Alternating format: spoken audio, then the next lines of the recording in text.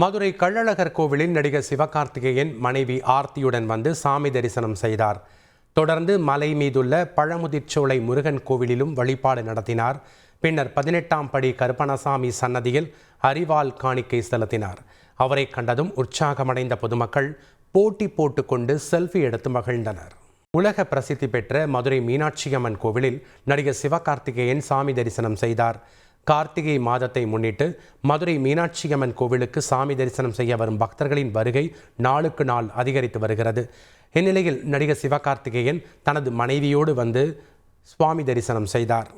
பிரபலமான watch maker JP ஜோனுடன் நடிகர் தனுஷ் எடுத்துக்கொண்ட புகைப்படங்களை தனது இன்ஸ்டாகிராம் பக்கத்தில் ஷேர் செய்துள்ளார். நடிகர் தனுஷ் சுவிட்சர்லாந்தைச் சேர்ந்த பிரபல வாட்ச் மேக்கர் ஜேபி ஜோனுடன் நடத்திய சந்திப்பு பலரையும் வியப்பில் ஆழ்த்தியுள்ளது.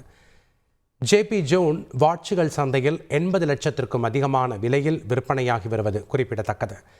இத்தனை பெரிய ஜாம்பவானை சந்திக்க வாய்ப்பு கிடைத்தது மகிழ்ச்சி அளிக்கிறது என தனுஷ் தனது இன்ஸ்டா பக்கத்தில் குறிப்பிட்டுள்ளார்.